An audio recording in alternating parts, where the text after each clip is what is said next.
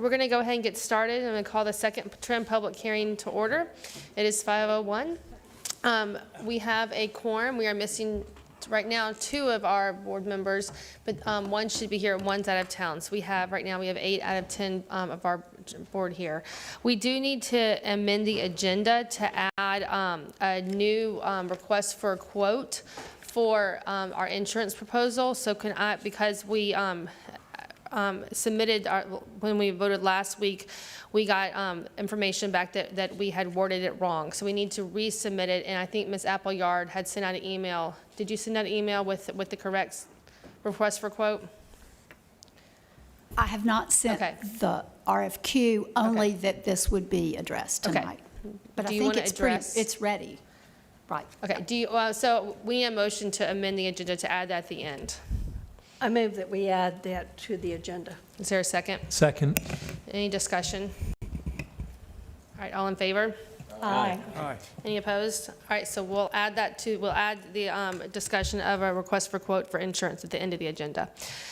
So right now we're going to have, we welcome all public comments. We have a couple people here. If you would like to speak, there's a comment form in the back, and you'll each have 3 minutes to speak.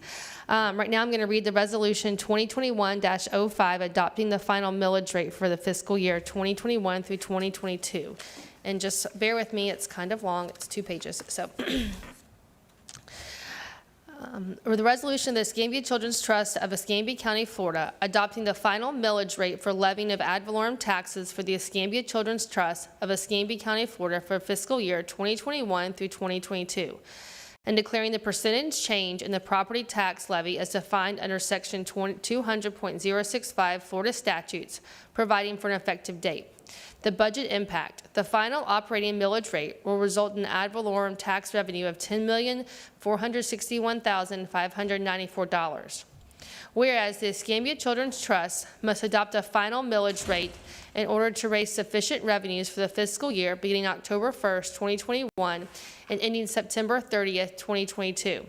And whereas the Escambia Children's Trust held its first public hearing as required by Section 200.065 Florida statutes on September the 14th, 2021, and adopted a tentative millage rate of 0.5 mils for fiscal year 2021 through 2022. And whereas the Escambia Children's Trust held its second duly noticed public hearing on September 20th, 2021, as required by Section 200.065 Florida statutes. And whereas the gross taxable value for operating purposes not exempt from taxation within Escambia County has been certified by the Escambia County Property Tax Appraiser to the Escambia Children's Trust of Escambia County, Florida as $20,920,180,730.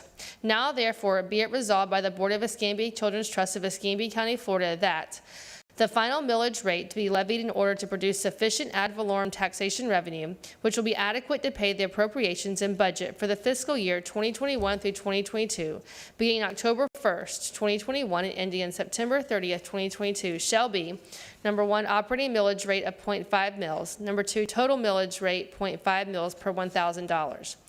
The final operating millage rate of 0.5, which is the same as the rolled back rate of 0 mils by 0.0%, will result in a property tax increase of 0.0% over the rolled back rate of 0 mils as computed according to the procedures set forth under Section 200.065 Florida statutes, and will produce sufficient ad valorem taxation revenue to pay the appropriations in the budget for the fiscal year beginning October 1st, 2021 and ending September 30th, 2022.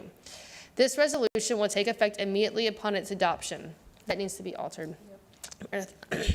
So at this time, we will have a budget message from Ms. Appleyard. You have a copy of the line item budget.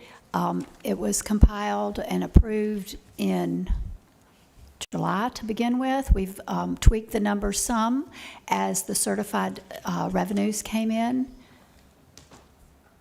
But you've seen these numbers before, I think, for the most part.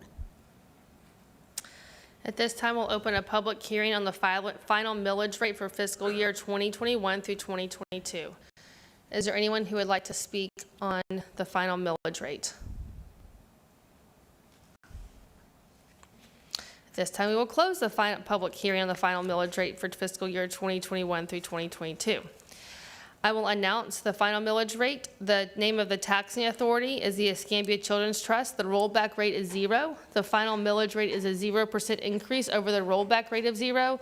The final millage rate is 0.5. The operating millage rate is 0.5. The total millage rate is 0.5. Is there a motion to approve the final millage rate? So move. Is there a second? Second? Is there any discussion? All in favor of the final millage rate of 0.5 mils? Aye. Any opposed? One abstained, one abstained. What did I just say? All right, at this time, we will read the resolution 2021-06, adopting the final budget for the fiscal year 2021 through 2022. Just one second. The resolution of the Escambia Children's Trust of Escambia County, Florida, adopting the final budget for fiscal year 2021 through 2022, providing for an effective date. The budget impact. The final budget for fiscal year 2021 through 2022 is $10,461,594. The final documents explain the final budget. The following documents explain the final budget. Whereas on September the 14th, 2021, the Escambia Children's Trust had a duly noticed public hearing as required by Section 200.065 Florida statutes and adopted a tentative budget for fiscal year 2021 through 2022. And whereas on September 20th, 2021, the Escambia Children's Trust held a duly noticed public hearing as required by Section 200.065 Florida statutes to adopt a final budget for fiscal year 2021 through 2022, which is attached hereto and incorporated herein by reference. And whereas the budget has been prepared in accordance with Sections 200.065 and 125.901 Florida statutes, and is necessary to establish the Escambia Children's Trust activities for fiscal year 2021 through 2022. And whereas the Escambia Children's Trust of Escambia County, Florida, set forth the appropriations and revenue estimate for the final budget for fiscal year 2021 through 2022 in the amount of $10,461,594.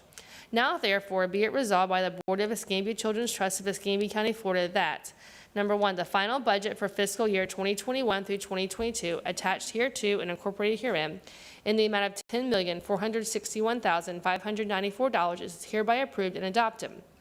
Number two, this resolution will take effect immediately upon its adoption. Is there any public hearing on the final budget for fiscal year 2021 through 2022?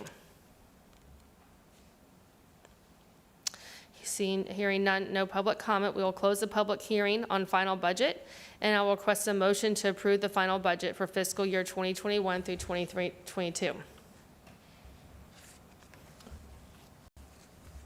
So moved. Is there a second? Second. Any discussion? All in favor? Aye. Any opposed? Do you abstain from this one too, Judge? No, okay, voted this one, okay. Okay. And at this time, we will discuss our RFQ for insurance. So we had to amend it. We got lots of, Ms. Appleyard received some comments from former insurance agents and also from one of our county commissioners that instead that we should be, our RFQ should be looking for an insurance broker to go out and look for insurance quotes, and we had it incorrectly written. So that's why we are Meredith rewrote it, and we had some feedback, and they said that it was correct as written now. So that's why we had to rewrite it. So now we're going to send it out again, and with looking for a broker instead of looking for actual quotes. Does that make sense? So we're looking for a broker, then we're going to pay a broker, and then we're going to pay the broker to go out and get the carrier. Is that what I'm to understand? Is that correct? That's correct. Yes, that's correct.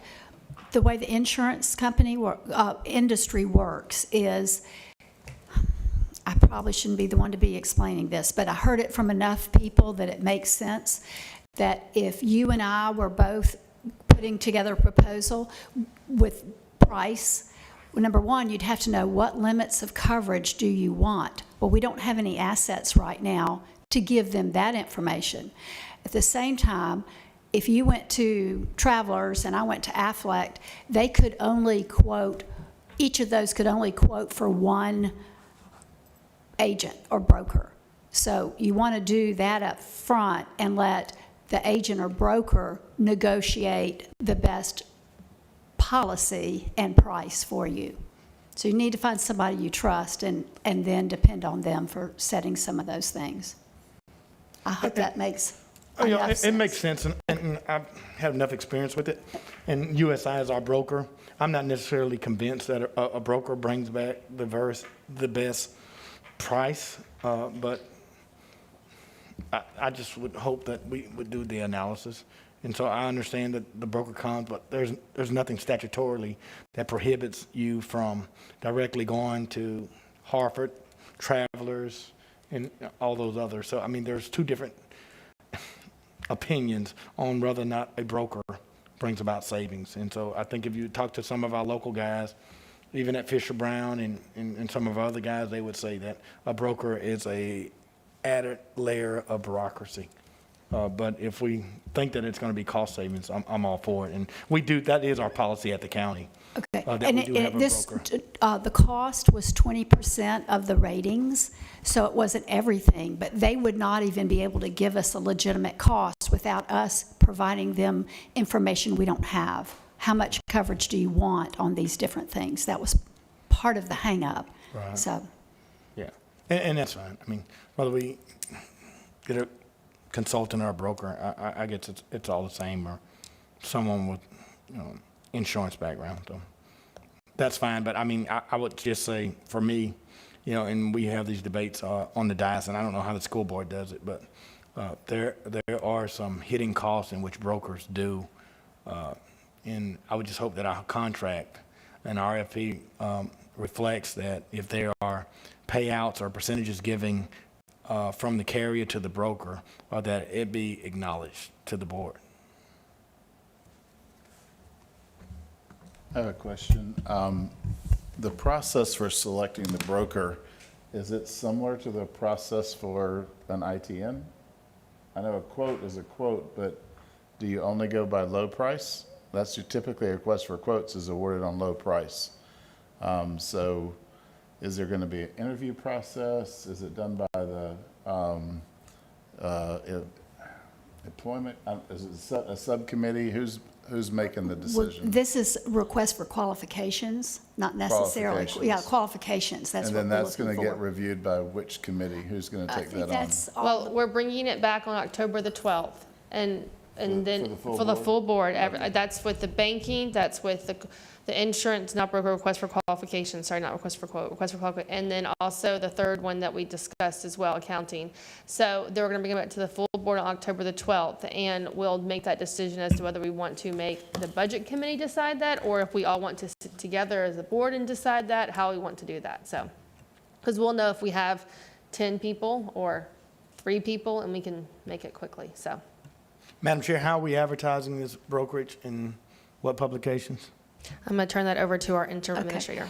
First thing we'll do is we'll repost it on the website. We'll send out another newsletter, so that same group that got the initial, and then, bless Emily's heart, she cold called probably 20 different insurance agents to get the right email to send to people. That's where we did get some responses and questions that made me realize, yes, we kind of got the cart before the horse here.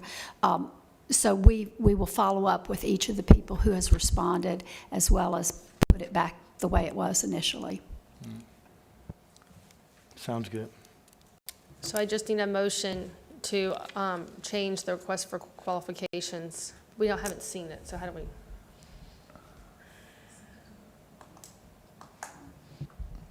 We can send it out right now to you all, and we can also post it on the website. We could still do a motion to change the process from an ITN to a request for quotes. Okay, I just need a But it- motion. Yeah, Yeah, I move that we move the process for determining how we will go about obtaining insurance for the Escambia Children's Trust from an ITN process to a request for qualifications for a insurance broker. Second. Any more discussion? All in favor, say aye. Aye. Aye. Any opposed? So that passes. Thank you so much, Meredith, for fixing all that. Emily, for all your hard work, too. We really appreciate all you're doing for us.